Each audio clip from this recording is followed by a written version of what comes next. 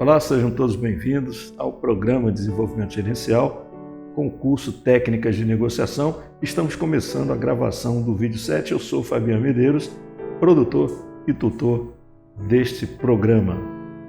No vídeo anterior, nós estudamos as 3 principais atividades iniciais do fluxo de negociação. Como tudo na vida, nós temos que nos preparar, temos que nos planejar, temos que nos organizar antes de fazer qualquer coisa, senão a gente perde tempo, não consegue atingir os objetivos e tal. É uma etapa fundamental, o planejamento. Na segunda atividade, nós fomos investigar as necessidades do oponente, os interesses, as áreas de interesse, com a importância de saber ouvir, de fazer perguntas inteligentes, o balizamento das informações e a terceira atividade de ficar atento à comunicação verbal e não verbal, ou seja, a sinalização da movimentação. Como é que o oponente está se movimentando das suas ideias iniciais para as ideias atuais.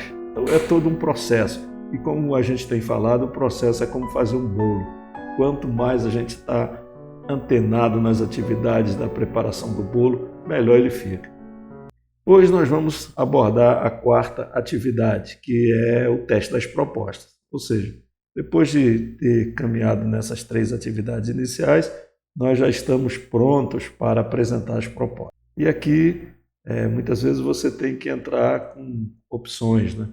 Primeira, segunda opção, a terceira opção, até que as coisas se encaixem e a gente consiga obter o acordo. Naquele exemplo que eu estava dando para vocês, minha negociação com o sindicato, foi muito importante porque a gente começou tentando fechar o acordo a partir das necessidades dele. Então, nós falamos que nós estávamos dispostos a abrir o espaço para que eles fizessem o trabalho do sindicato na empresa, com o jornal mural, não com militantes, nada disso. Nós abrimos a possibilidade, e era uma realidade exigida pela lei, de fazer a assembleia, o que nós fizemos. Nós preparamos, na verdade, todo mundo para dizer sim, né? Fizemos um trabalho de casa. No dia da assembleia, todo mundo votou a favor do acordo do PR, que já existia há pelo menos 5 anos. Nós estávamos muito mais amigáveis no relacionamento com eles e nós falamos da possibilidade de assumirmos uma parte do pagamento da contribuição assistencial naquele ano, só naquele ano, não nos 5 anos, conforme eles queriam. E aí a coisa fluiu muito bem, houve algumas argumentações por parte do sindicato, mas o troço andou muito bonito. Não esquecendo que o nosso interesse era de uma economia de quase 5 milhões. Né? A gente estava falando de um desembolso todo o Brasil por volta de 120 mil. E nos comprometemos que no ano seguinte, no próximo acordo coletivo, o sindicato ia poder fazer um trabalho de convencimento dos funcionários sobre o acordo coletivo entre o sindicato patronal e o sindicato dos trabalhadores. Porque eles alegavam muito essa contribuição assistencial era uma espécie de contribuição dos trabalhadores para que o sindicato pudesse defender os seus interesses. No outro exemplo que a gente deu do término de uma sociedade, também não foi muito diferente. O negociador apresentou as suas propostas, primeira opção, o oponente apresentou uma terceira proposta e chegaram a um acordo que era a proposta mediana que estava na manga do negociador. A coisa funcionou. É muito interessante porque, nesse caso, o pagamento foi feito em 24 meses, será feito em 24 meses, ou seja, não deixou tempo para que o outro lado fizesse alguma situação desagradável depois da negociação. Entenderam? A gente estudou sobre isso. Quanto mais a gente conseguir amarrar, melhor.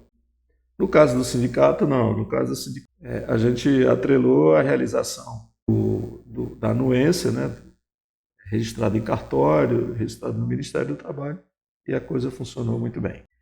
Aqui no teste de propostas, infelizmente, surgem muitas objeções por falta de organização. Quer dizer, quanto mais as partes se organizam, mais bom resultado é atingido. Mas eu já presenciei negociações que deram com os burros na água, ou seja, não andou de jeito nenhum, todo mundo perdeu. Anos depois é que as coisas começaram a fluir. Nessa atividade aqui, então, de certa maneira eu até já me antecipei, são as trocas de concessões, né? São as opções, né? Eu falei lá no teste de proposta.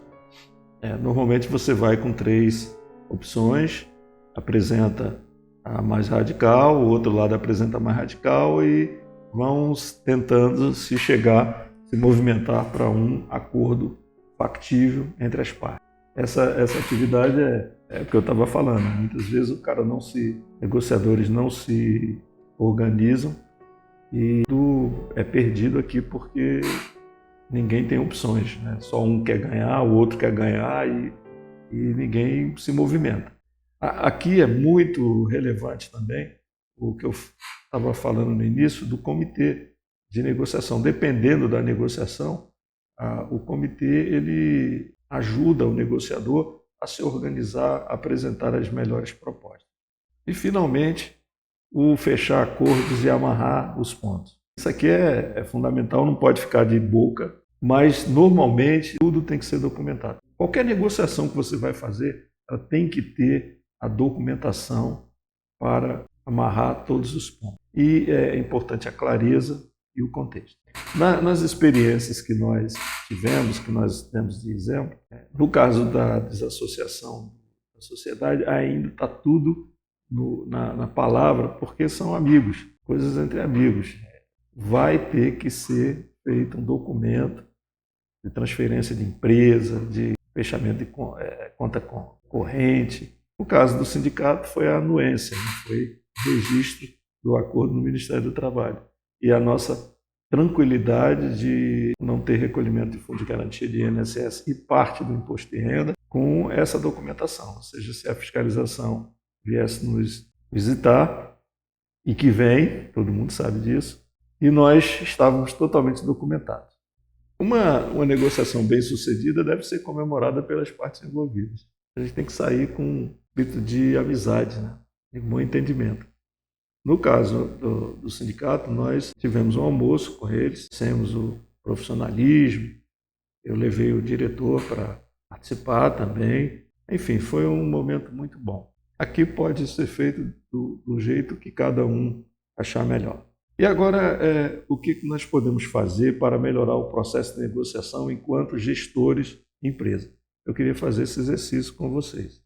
Não esquecendo de uma coisa muito importante, as funções de um gerente e as funções de um líder. Nós abordamos já aqui diversas vezes nos nossos trabalhos do Programa de Desenvolvimento Gerencial. As funções de um gerente é planejar, organizar, delegar, implementar através das pessoas, mas monitorar. É o famoso POI. E as funções de um líder é inspirar as pessoas, desenvolvê-las, conhecê-las, comunicar-se com elas, escutá-las e dar feedbacks. A gente bota aqui a mala no bom sentido, sem paternalismo. Então, comunicação e negociação são atributos do gerente e do líder extremamente importantes no processo de comando de uma organização. Enfim, meus queridos amigos e amigas, aqui as imagens, né, da gangorra, significa que o gestor busca manter o equilíbrio entre os interessados. Marabalista, ele também é um marabalista, significa que o gestor se envolve com os processos críticos do negócio. E o nosso grande desafio é sair do operacional para o tático e para o estratégico. Então nós vamos terminando aqui o nosso curso, eu espero que tenha contribuído bastante para o desenvolvimento de todos vocês. Nunca esqueçam das ideias que a gente discutiu aqui no livro do Harvard Business School, que aborda como se chegar ao sim. Então foi um prazer enorme estar com vocês e eu espero em próximos eventos.